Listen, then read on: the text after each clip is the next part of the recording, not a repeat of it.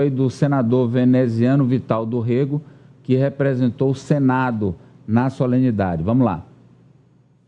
Presidente Múcio, e a Vossa Excelência também menciono, porque se faz justiça que entre membros das forças houve aqueles que não se predispuseram a subjugar-se à infâmia dos que tentavam e tramavam contra as vidas, como a do presidente Lula, do vice-presidente Alckmin, do ministro Alexandre Moraes. É necessário que façamos justiça, porque não podemos tratar igualmente os que são desiguais. Venho aqui, em nome do presidente Rodrigo Pacheco e do Senado Federal, a dizer exatamente que continuaremos assim. Nós não estamos a partidarizar. Deputado Lindenberg, deputada Gleisi, isso aqui não é um ato de partidarização. Amadeu, eu imaginava, depois daquela cena em que os líderes dos três poderes caminhavam na Praça dos Três Poderes em meio a um cenário de destruição, que os atos do dia 8 de janeiro seriam tratados do modo como devem ser tratados, e não apenas pelos governistas, mas por todos aqueles que de fato defendem a democracia, de centro, seja de direita.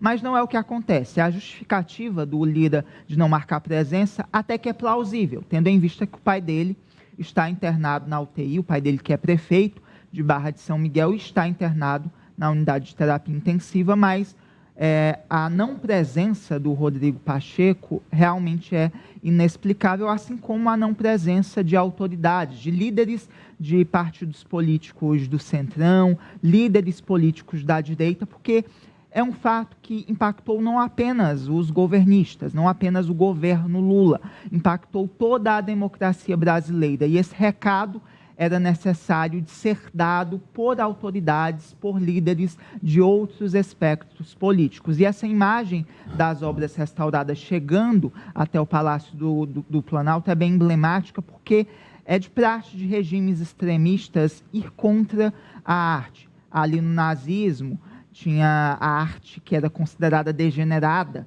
pelo Hitler e por seus seguidores, inclusive com a queima de obras de artes ali no final da década de 30. O Talibã destruiu uma série de estátuas ali no início dos anos 2000.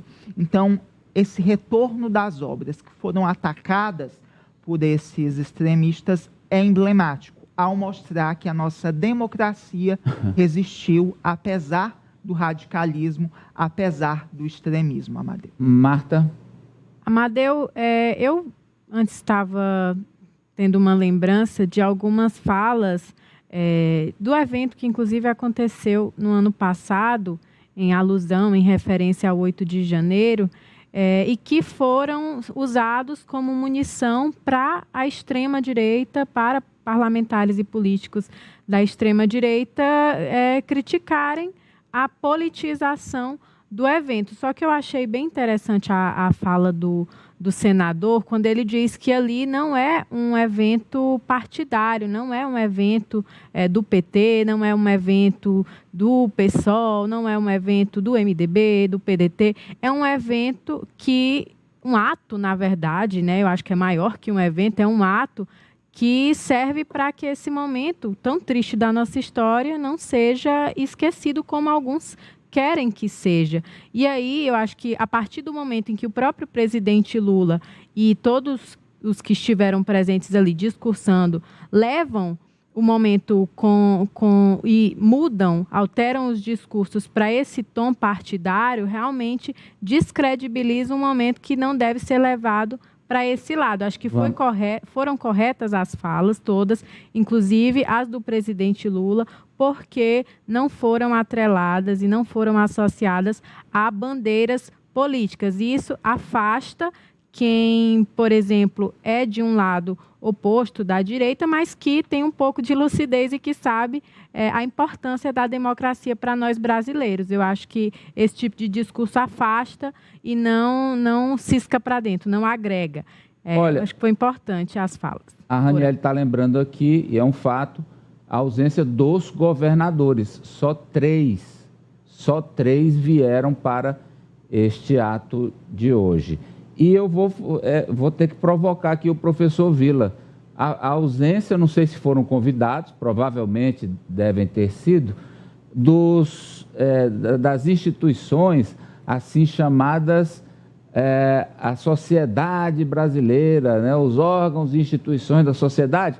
Eu vou simbolizar na OAB, por exemplo, professor. Você foi corretíssimo. A OAB, lembrar a figura, porque para mim a OAB é do passado, a do presente tem alguns probleminhas. Eu lembro do Raimundo Faora, que é inesquecível, não só como jurista brilhante, como autor dos maiores clássicos de interpretação do Brasil, que é o livro Os Donos do Poder, né? E um grande especialista em Machado de Assis, tem um livro belíssimo sobre Machado de Assis, A Pirâmide e o Trapézio, chama-se o livro. Então, eu não entendi também, espero que deveria estar presente a sociedade civil organizada, né? Ter sido convidado todos os governadores, se possível, ao menos os prefeitos das capitais, todos os presidentes de partidos políticos, não só convidado pro forma, não, chamar, mas aí tem de ser 3 meses de organização, não é fazer um negocinho assim, não. Chamar todos, né? E dar o direito à fala a todos. Isso que também é importante, dar direito à fala a todos, né? Para mim, não é possível o presidente do Congresso Nacional não estar presente. É férias, pô, daí? Será que ninguém sabe que o 8 de janeiro ia ter o ato? Né? Seria a mesma coisa. Paris foi libertado no dia 25 de agosto de 44. Agosto, todo mundo sabe, na França e na Europa Ocidental, ao menos, é férias. Ninguém vai estar presente. Você acha que ninguém estava presente no dia 25 de agosto de 44? Você acha que o De Gaulle, que foi o grande líder da França contra os traidores de Vichy, não estava lá? Claro que estava. Então, tem umas coisas aqui que são inexplicáveis, né? Isso você tem de preparar, senão vira um ato partidário. E aí não pode ser assim. Tem de ser um ato político, que não é partidário, da defesa das instituições. O golpe não foi contra o Lula, não foi contra o PT, o golpe foi contra o Brasil. É isso que esse pessoal não entende em Brasília. E não adianta pôr outro na comunicação social só.